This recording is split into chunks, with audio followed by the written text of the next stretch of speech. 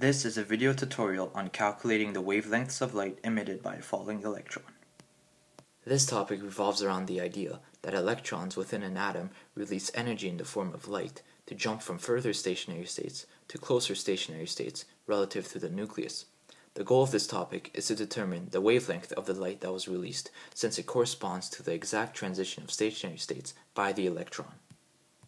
This topic requires two main formulas. Understanding what every variable represents will be beneficial towards solving these problems. You will be using the first formula to determine the value for delta E in order to solve for the wavelength. A very important thing to remember is that the wavelength in the second equation is in meters. This is a place where students could go wrong, since your answer should be converted to nanometers unless otherwise stated. Example 1. Calculate the wavelength of light released when an electron falls from n equals 6 to n equals 3. The atom is hydrogen. The first thing to note are the two stationary states involved in the question.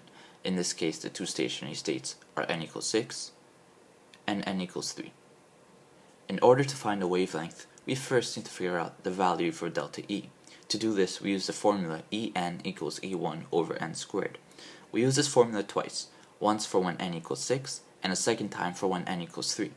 When solving for n equals 6, we simply substitute 6 for wherever we see the variable n, and we end up with 1 over 36 times E1. We do the same thing for when n equals 3. Note that factoring out E1 makes the upcoming steps easier to handle. We end up with 1 over 9 times E1. We use both these values to calculate delta E. Remember that delta E is equal to E final minus E initial. Since the electron jumped from n equals 6 to n equals 3, n equals 3 is the final value, while n equals 6 is the initial value. We use the values of E3 and E6 and end up with a fraction that we have to solve. Delta E turns out to be 1 over 12 times E1. Next, we use the second formula, delta E equals Planck's constant times the speed of light divided by the wavelength. We can rearrange the formula to isolate for the wavelength, and finally we sub in the values for the two constants and delta E.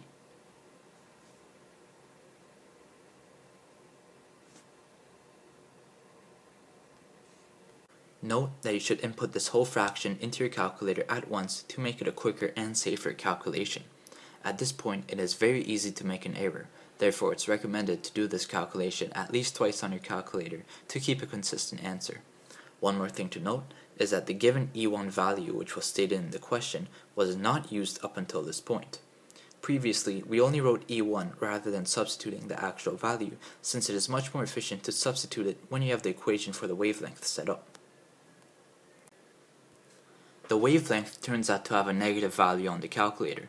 You cannot have a negative wavelength, so disregard the negative sign. The negative sign was only there since the electron lost energy when jumping from stationary states. If it had gained energy, it would automatically become positive.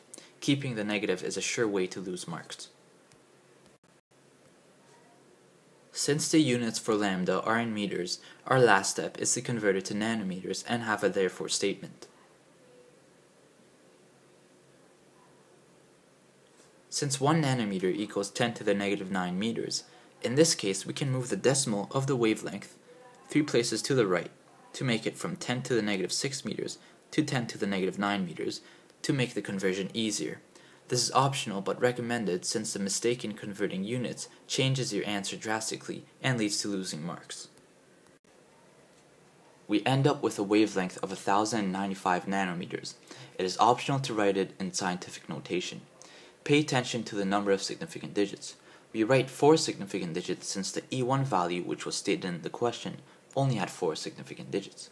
This is a place where many students end up losing marks due to the improper amount of significant digits. We finish off our solution by writing a therefore statement. The light which was released had a wavelength of 1095 nanometers. Example 2. Calculate the wavelength of light released in nanometers when an electron falls from n equals 7 to n equals 6 within the hydrogen atom. The solution to this question is an example of a possible test answer, whereas the previous example contained information regarding every aspect of this topic. Again, we start out with the first formula to figure out the En values for both of the stationary states that are involved. This is done in order to determine delta E, and remember to not substitute the actual value for E1 just yet.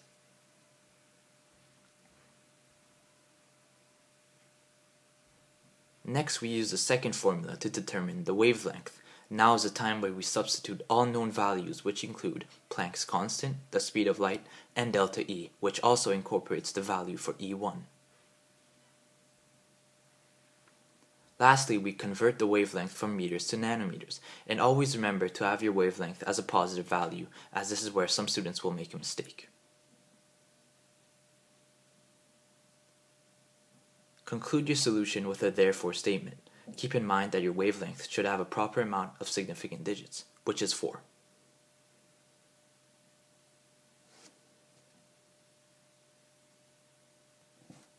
Things to remember.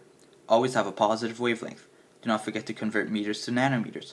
Always conclude with the proper amount of significant digits, and be efficient but careful with your calculator, especially when using the second formula.